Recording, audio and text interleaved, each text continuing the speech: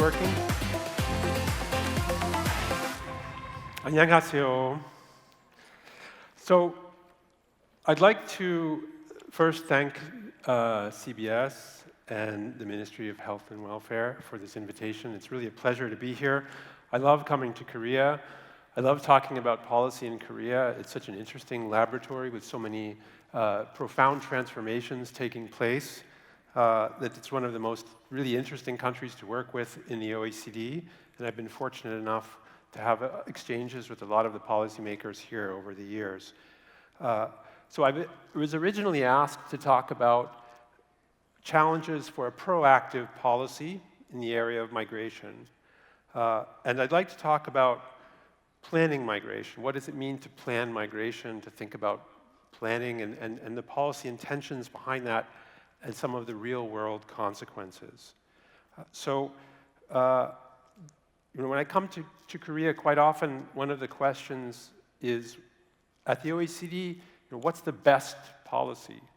Who has the best policy? Koreans want to be number one in everything. They want to see, well, who's got the best policy? And that's, I think, one of the questions behind planning, right? And the answer is there's no best migration policy. It's not like other policy domains. In employment, you want people to reach full employment. In healthcare, in health, you want people to live longer, healthy lives. In migration, it's not like there's more migration, less migration. That's good. It's very much depends on the objectives that are set by the country. So there is no number one country in migration policy. There is no best country. It's very important that each country determine which direction they want to go in and which policies make sense in achieving that. So that, I think, is the first consideration in planning. So the second, and here, I didn't discuss this with Minister Han beforehand, but this is very much what he said. Migration policy is about what the country wants and whether the migrant can meet that expectation, right? So it's about establishing a series of, let's say, checkpoints or hurdles, and these are the expectations that the country has of the migrant. Does the migrant meet those expectations? Just to give you a bit of background on migration in OECD countries, last year there was record migration in all the categories that we monitor. So to OECD countries, you had more than 6 million permanent type migrants who are coming with the ability to stay, more than 2.5 million temporary foreign workers, more than 2 million asylum applications, almost 4 million fleeing Ukraine, which is not a major number here in Korea, but in a number of OECD countries, very significant, and almost 2 million international students. These are all record numbers.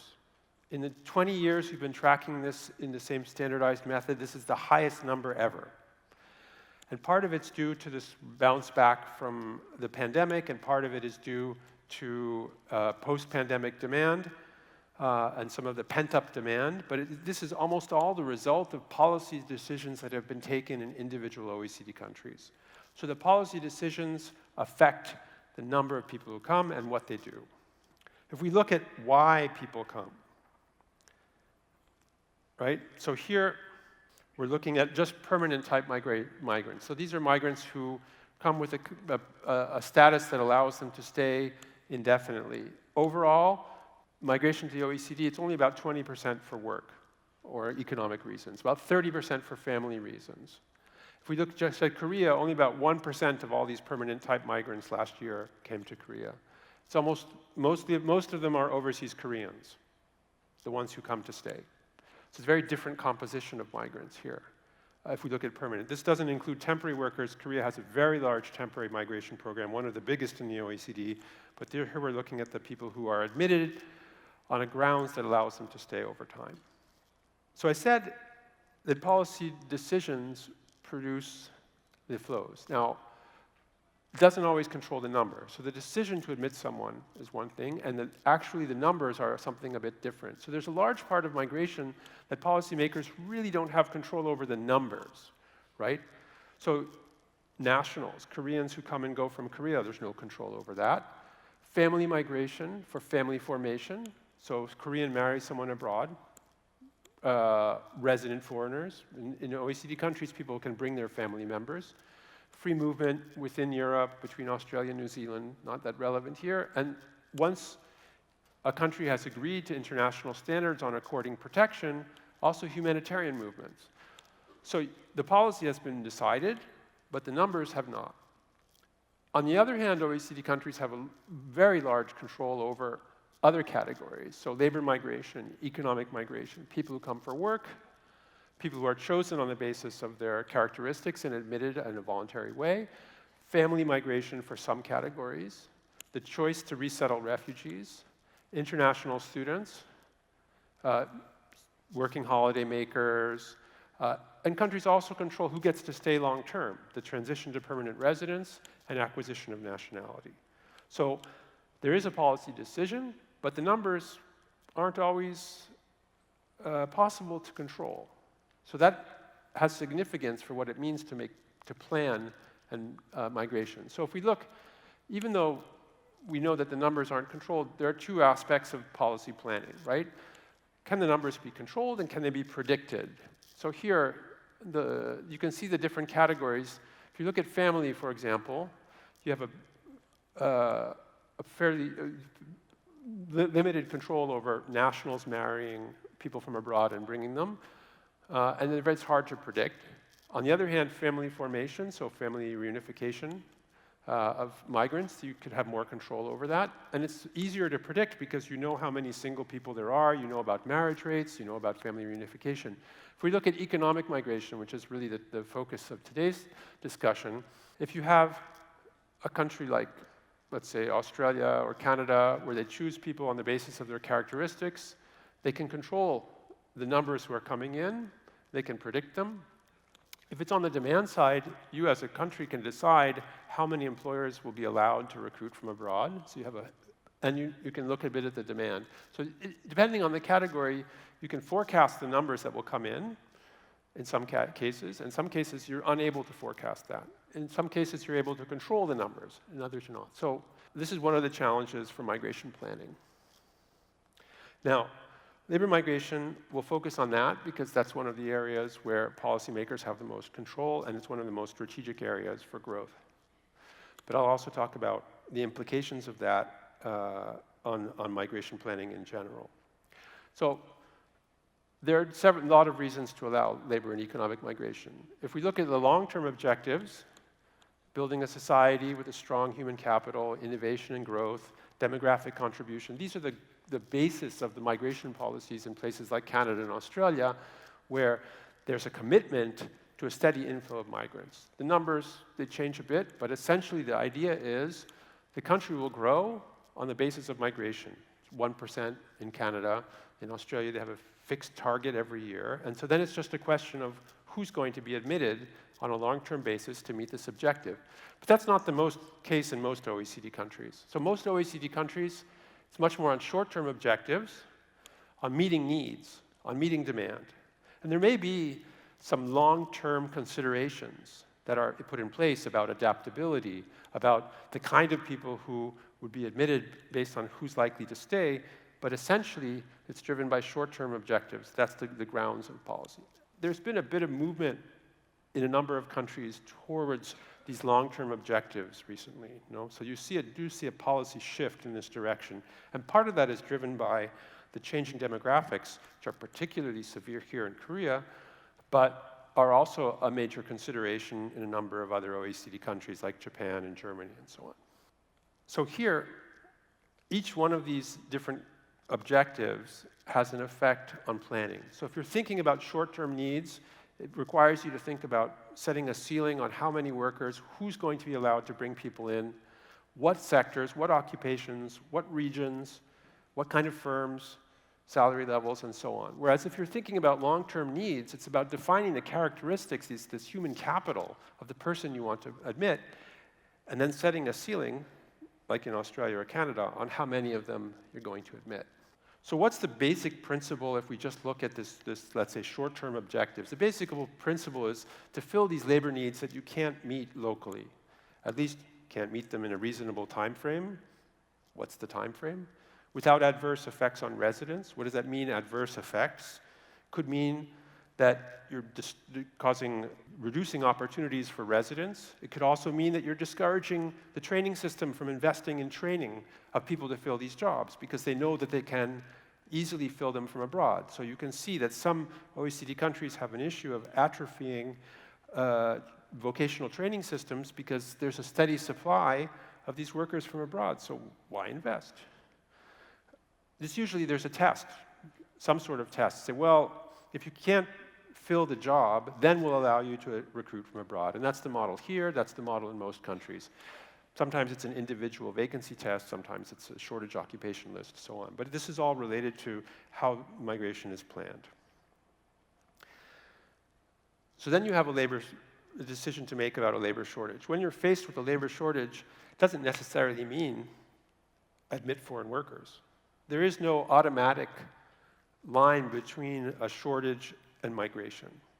And I think that's important in a demographic discussion because there is no direct line between a shrinking workforce and the number of people to admit. I mean, if you look around the OECD, there are countries that have produced these forecasts of declining labor force, and it would be very strange to say you need exactly that number of people to come in. So there are a number of cases where you say, well, we need 400,000 people to fit the gap in our labor market. Does that mean you admit 400,000 foreign workers? This is not a linear discussion. So in planning, it's just because you've identified a shortage, you have to go to the next step and say, where does it make sense to admit people? Does it make sense to admit coal miners when the coal mine is going to close in 5 years? Does it make sense to admit people to work in jobs that are disappearing?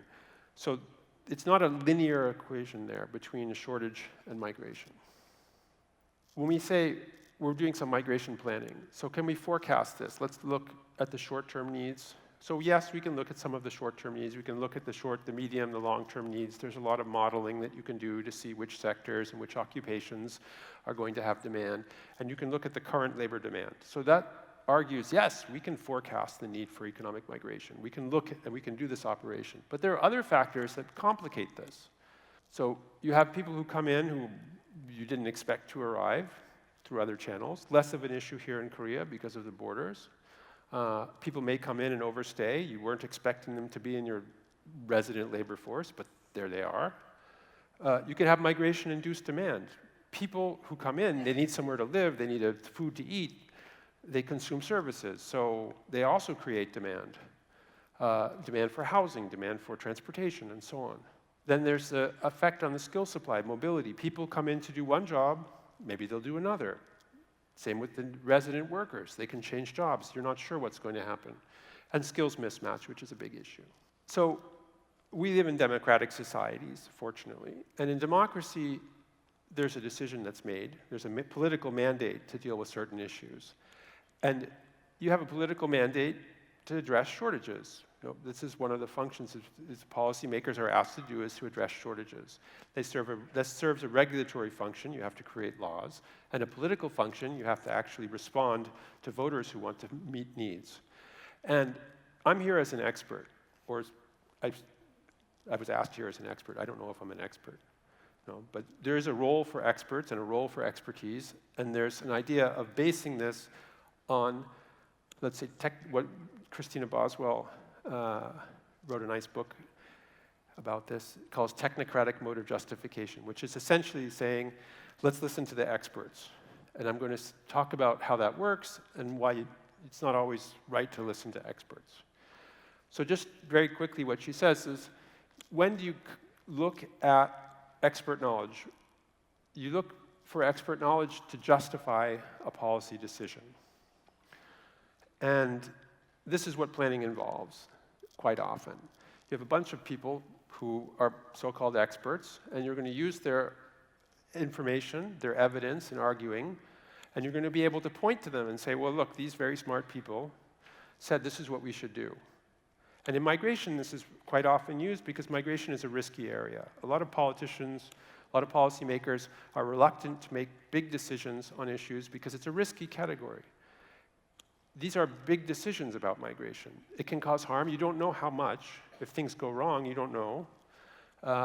You're not sure what the results will be.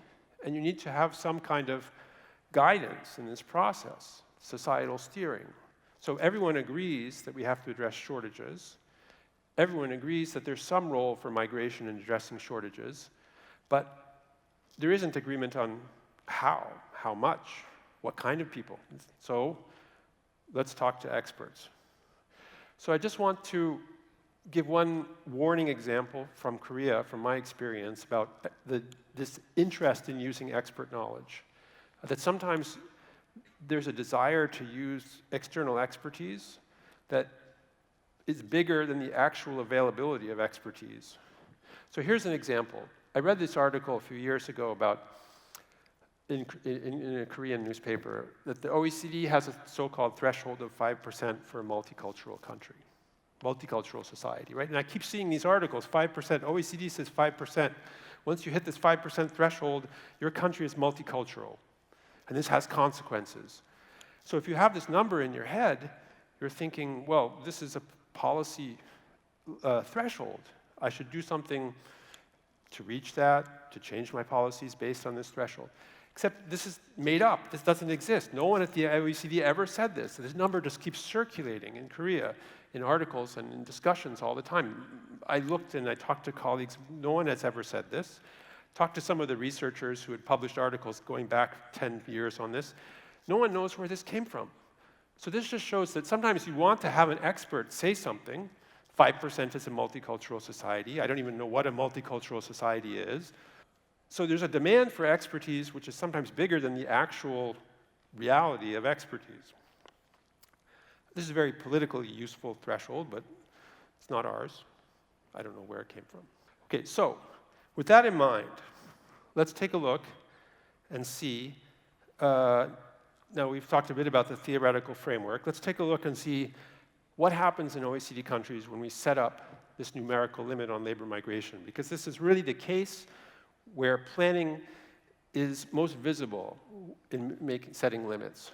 So about 1 in 3 OECD countries use numerical limits in part of their migration programs. Korea is one of them. Very important number. It's a headline number. You all see it in the newspaper. It's discussed. There's a committee. It's based on evidence. So what is evidence, right? And this, I mean, I've been working with policymakers now for a long time. Evidence can mean many things, right? So this is an example of evidence. You have a bunch of guys sitting in a room, talking, looking at a newspaper. It's evidence, right? That was a pretty accurate description of policymaking maybe 50 years ago, 20 years ago. I think it still happens in some places. So there you go. That's your evidence development process. These are some experts, and their opinion is going to develop policy. What we see mostly in migration planning is a different one. You start with something empirical, right? Start with the numbers. And as I said, the numbers aren't enough. You do a lot of analysis. You look at vacancies, you look at wage movements, you look at the training system, you look at all of this, and you put all these numbers together. And that's just the first step. The second step is even more important, which is you have a bunch of people and they discuss it. And so here, this is a typical parliamentary commission in Australia, a lot of very smart people sitting around the table, looking at documents, and arguing about what makes sense. And this is very much what happens in all OECD countries. You start with the numbers, and then there's a political discussion. There's different points of view, different stakeholders. They all weigh in. There's a consultation phase. I mean, some countries, this consultation phase is really, really long and important. In some cases, it's more symbolic. Sometimes it's public. Sometimes you don't see what's happening behind the wall. There's some actions in the kitchen there that you don't see. But this is essentially what's happening. You start with the evidence, and then you go to stakeholder consultation, which is another form of bringing evidence, and in the end, you come up with your magic number. So I think that this is a pretty important consideration, that there's never a mathematical correspondence between a demographic shortage or a labor market shortage and the actual number. There's a long process of analysis and a decision to be made, and there is no correct way to make this decision. And there will always be mistakes, right? As I said, migration is a high-risk policy area. So mistakes in migration have consequences. And some ministries are more sensitive to these consequences than others. So traditionally, and I'm not talking specifically about Korea, Ministry of Justice or Interior, it's very sensitive about certain kinds of risk. right? I mean, I've worked in a policy development in a country, I won't say which one, where the Ministry of Employment was very interested in bringing in workers under certain conditions and offering better conditions. And they said, well, you know, if we think we can pick the right person, within a 95% accuracy, we know which people will do well in the labor market. We know their characteristics. We want to bring these people in.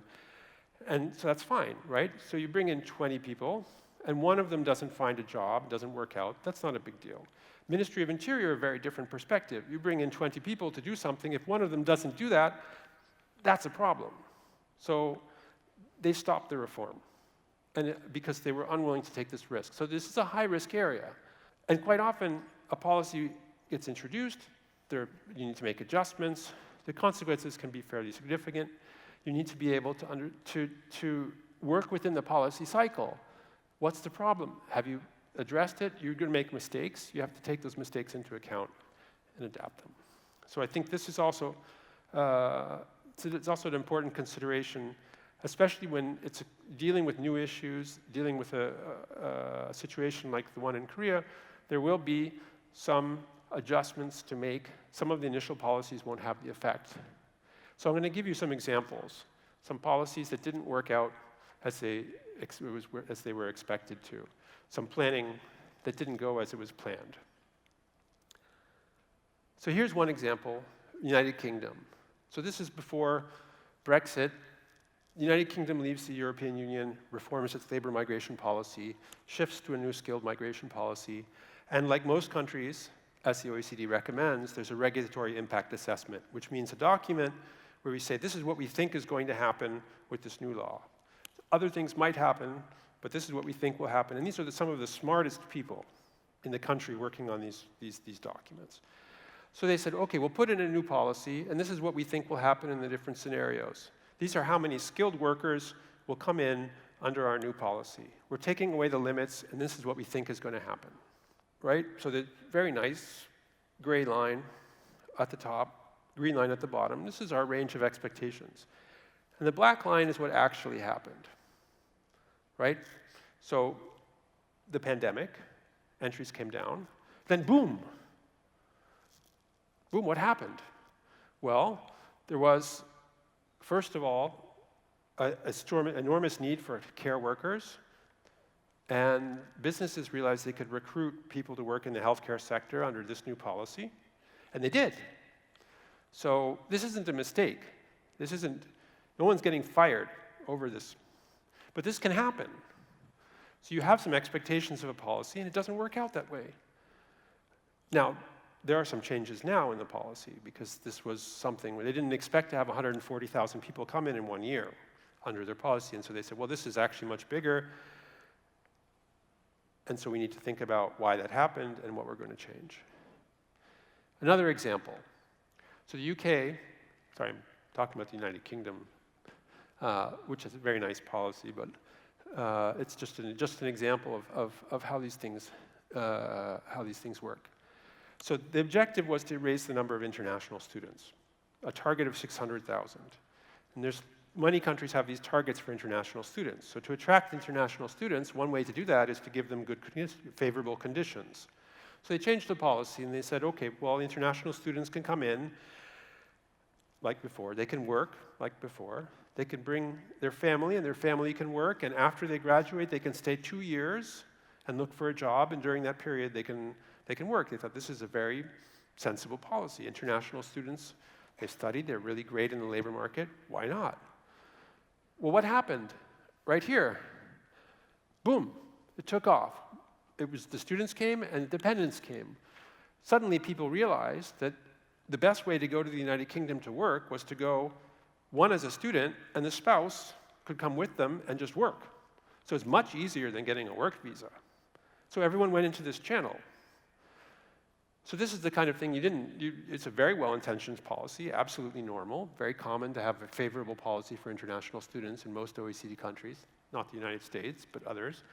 And this is a normal consequence. So obviously the government says, okay, let's take a look, let's change the policy. The policy is now different. The dependent work rights have been restricted, except for very highly educated. So These things can happen. You expect something to happen, and something different happens. Some more examples, just very quickly. You've identified a shortage.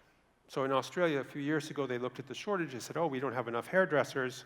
We'll put them on our list of people who can migrate with favorable conditions. And suddenly, everybody was coming as a hairdresser because it was a very short training course, and then lots and lots of hairdressers. And they said, well, actually, we don't need all these hairdressers.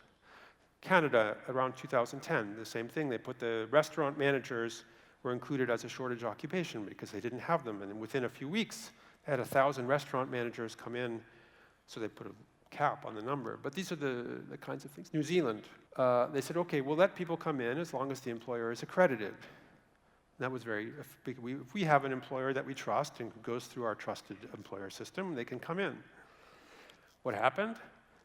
Turned out that the employer accreditation system was perhaps not as robust as it should have been, as it could have been, and the numbers went up quite a bit, and they had some problems. So they didn't expect the channel to be used the way that it was. So there's a lot of unexpected results in this.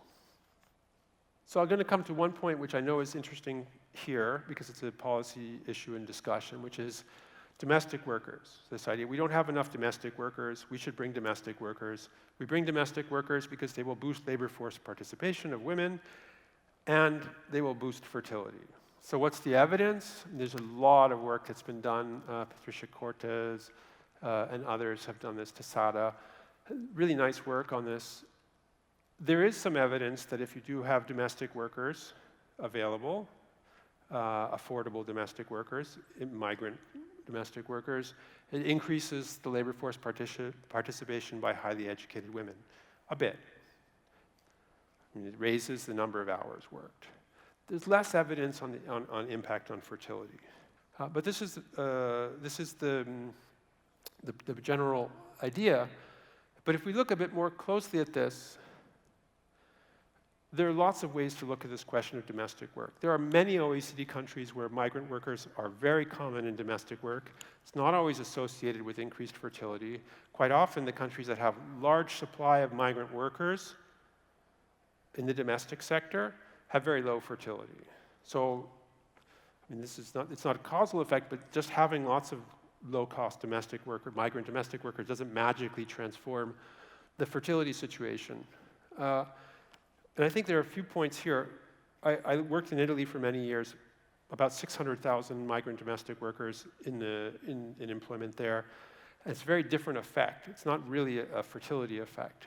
It has to do a bit with the feminization of all the work that has to be done in the household. And I think that there's a question of how you look at labor supply for domestic work, right? So the biggest supply of domestic workers in a country is the men who aren't doing domestic work. And so that is something you can see here. And in Korea, the gap between unpaid work done by partnered men and women is very large compared to other OECD countries. So that's right there. So what are you doing? You're bringing in domestic workers, women, to replace women in doing domestic work. And that also has an effect on these women, on their fertility. So it's a chain. There's a care chain, and there's an effect on that. So there's another issue in planning. Let's talk about high-skilled migration. Most OECD countries are opening to high-skilled migration, and they roll out the red carpet. Not really a red carpet. Let's say they lower the obstacles. They lower the hurdles. No one really has a red carpet. It's just make it slightly less difficult to come for the high-skilled. So you say, well, we want to bring in 60,000 high-skilled people. We want to bring in these people. But you can open the door, no one shows up, because that's not the only thing that makes the difference. Just having a migration policy for high-skilled doesn't mean that high-skilled people will come to your country.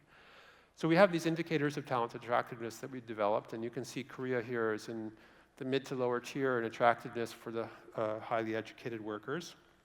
And if we look at why, this is an indicator that's based on various factors, right? So you have quality of opportunities. How well do educated migrants do in the labor market? Well, not very well in Korea. It's very difficult to break into quality employment. Korea does pretty well in the income and tax for those who are highly educated migrants. Future prospects, not very positive in terms of access to naturalization and permanent residence. The family environment, it's not very positive for a number of reasons that we've heard about the way the tax system is set up, the benefit system, opportunities for children to acquire nationality, and so on. Very positive on the skills environment, a lot of innovation, but there's a lot of different factors. So it's not enough to just say we're going to open a policy and we'll get all the skilled people we want. There has to be some attraction. And the other point about migration, not related to high skill, but in general, is that all forms of migration bring people, and people have babies, even if that wasn't, the idea. So we recently published some analysis of the fertility of natives and migrants. And migrants, they're like natives. Their fertility is generally below the replacement level. So in most countries, it's above the natives, but it's lower than replacement level. So you can't use migration to solve declining population. In about 2/3 of OECD countries, they're below replacement rates, but there's also very strong convergence to norms in the destination country. And just a quick point on France here. So France has a very positive family policy, and interestingly, quite often it's migrants who are best positioned to benefit from family policy. And as we heard in the previous presentation, there are other countries where, like Sweden, where the family policy, in general, migrants will benefit more from a family policy than natives because they're having more children. So family policy has a disproportionately positive effect on the fertility of migrants. It also depends on where migrants are coming from. All over the world, fertility rates are falling. So the migrants who came 20 years ago and had 4 children, they're now coming from countries that are much lower fertility, and they're having fewer children. And the best way to reduce fertility of someone is to have them move to a low fertility country. So if you're coming from a high fertility country and go to a low fertility country, you're having fewer children. There's a pretty large body of evidence. So what's the overall effect? I mean, you would expect to see more children of migrants in the birth cohorts. They're not enormous. It's not, no country's dominated by children of migrants. We like babies, so we're always happy to see babies. And it's a relatively higher share. That's not surprising because migrants are younger.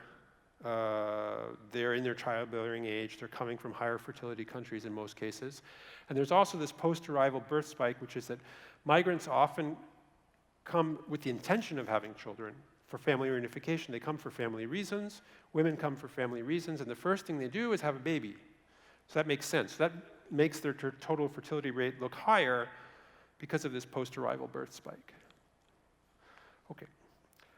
Now, come to this question. So we said babies, people are coming, they're settling, they become residents. So I'm coming to the conclusion here, but I want to ask this question again about planning, about what does it mean to plan migration? What are the conditions for people who come to Korea as migrants for them to stay?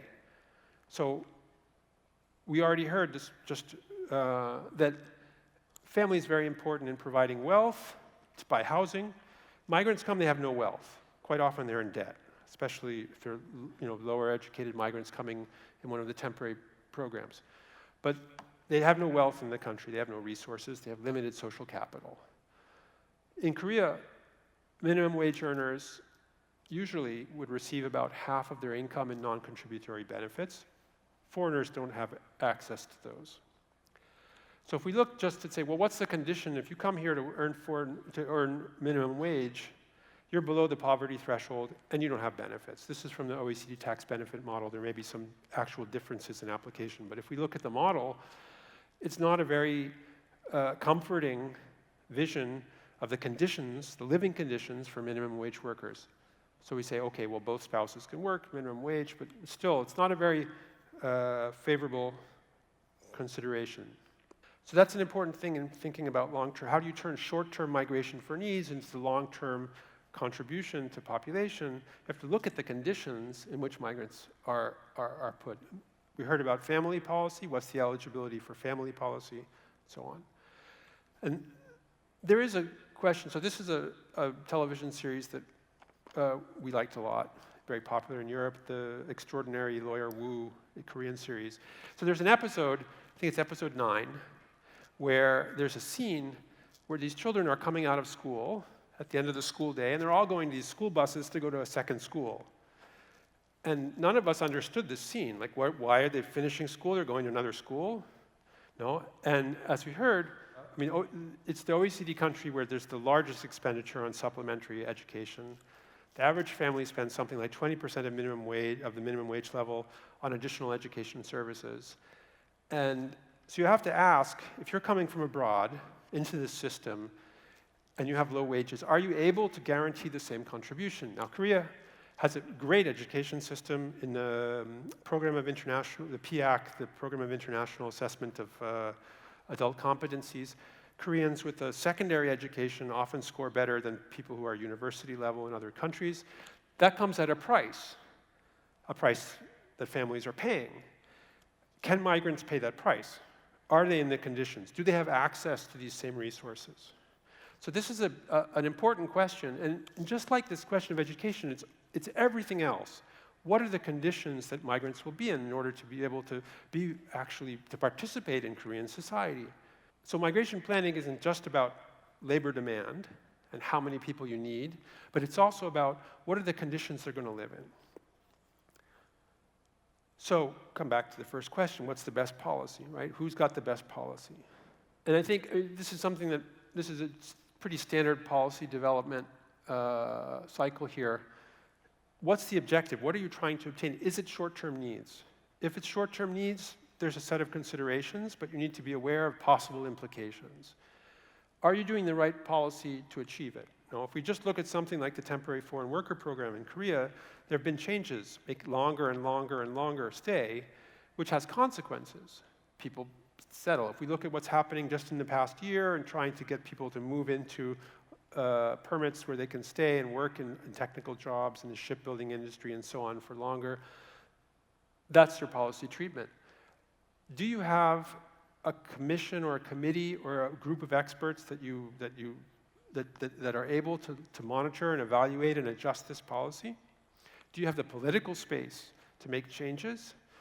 There are a number of OECD countries where if the policy doesn't work, that's it, it's over, you've lost your opportunity to do the migration policy, forget it, 30 years before we discuss it again. The last one is you have to explain to the public what you're doing and why. And I think this is why this conference is really useful. It's because you need a lot of opportunities to talk about why you have migration policy. What are you trying to achieve? What are the possible outcomes? How will you deal with those possible outcomes? So in the end, and this is a quote from Heinz Haas, he says, I mean, the real issue of migration is about determining what kind of society we want to live in, right? And this is a political decision. There's no expert anywhere who can tell you what kind of society you want to live in. It's a discussion. No? It's a discussion about values. It's a discussion about individual values. You have a lot of interest groups. But there's no expertise anywhere. All the experts can do is give you a bit of information on which to base it. But in the end, it's a political decision. And this is one of those areas where the political mandate for migration policy is really important in making sure that it's successful. Because it's about the daily life of people and what kind of society they live in. So I would just close, I mean, I had a little discussion before this about politics of hope and politics of fear. And I think this is one of the areas where it's very easy to have a politics of fear.